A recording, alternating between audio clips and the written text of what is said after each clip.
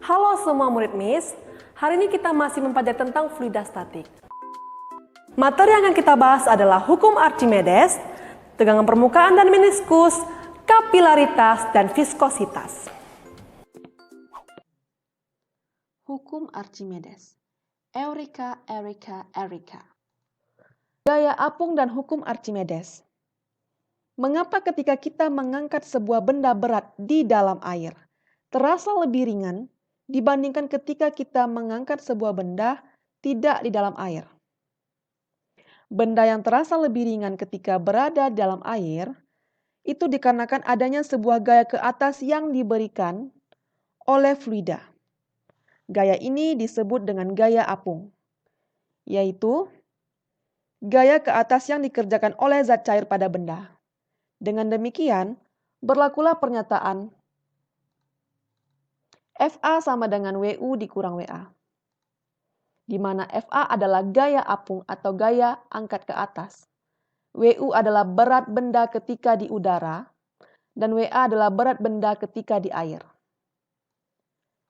Eksperimen pada gambar ini merupakan kegiatan yang dilakukan oleh ilmuwan yang bernama Archimedes, di mana hukum Archimedes berbunyi, gaya apung yang bekerja pada suatu benda yang dicelupkan sebagian atau seluruhnya ke dalam suatu fluida sama dengan berat fluida yang dipindahkan oleh benda tersebut.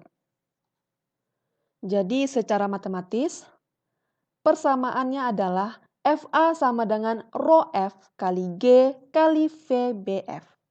Artinya FA adalah masih sama gaya apung atau gaya angkat oleh fluida atau air. Rho F adalah massa jenis fluida, bisa itu bensin, minyak, atau air sendiri. VBF artinya adalah volume benda yang tercelup. Jadi kalau pertanyaannya berapakah gaya apungnya, maka yang kita gunakan adalah volume benda tercelup. Bagian mana dia yang tercelup itu yang kita gunakan pada soal. Percobaan kali ini kita akan melihat peristiwa tenggelam, melayang, dan terapung. Telur pertama dimasukkan ke dalam air dengan larutan garam jenuh, telur kedua dimasukkan ke dalam air dengan sedikit larutan garam, telur ketiga dimasukkan ke dalam air tanpa larutan garam. Tenggelam, gaya berat benda lebih besar dari gaya apung. Melayang, gaya berat benda sama dengan gaya apung.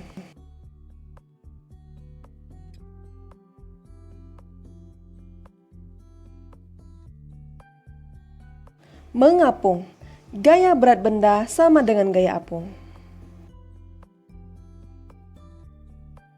Ternyata, konsep gaya angkat ke atas ini menyebabkan 3 kemungkinan posisi benda di dalam zat cair, yaitu terapung, melayang, dan tenggelam. Contoh soal. Oke, ini contoh soal kita. Silahkan dikerjakan. Ya, kita lanjut ke materi berikutnya. Tegangan permukaan.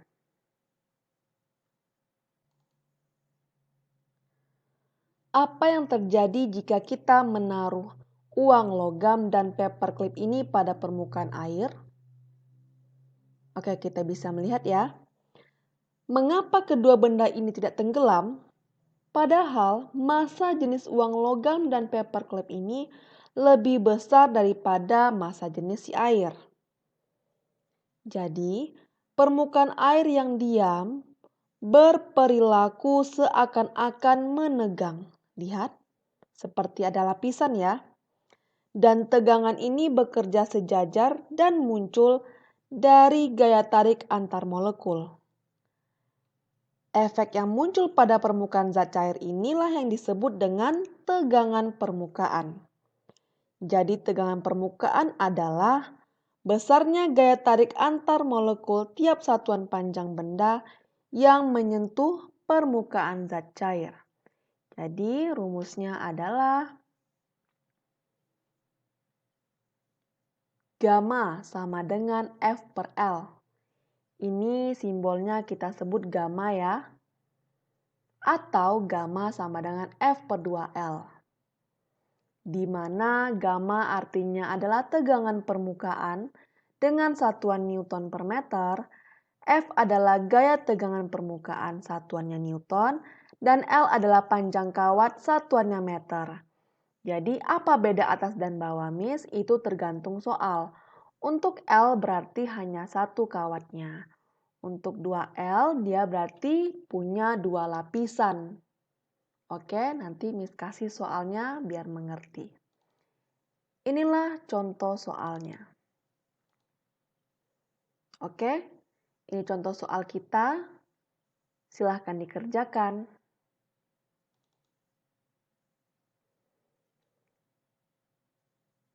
Kapilaritas.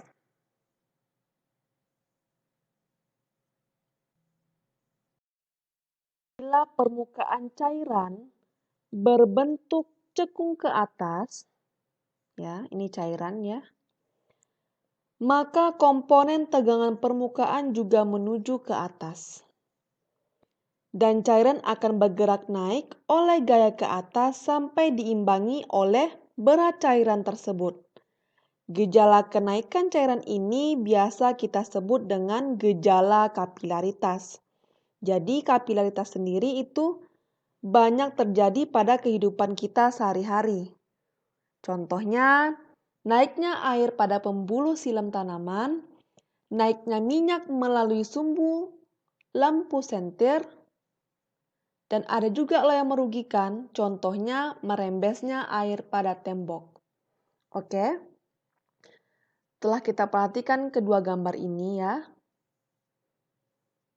di mana terlihat air telah naik sampai ketinggian H, airnya naik sampai ada ketinggian H ini, kemudian dalam suatu pipa kapiler yang berjari-jari R.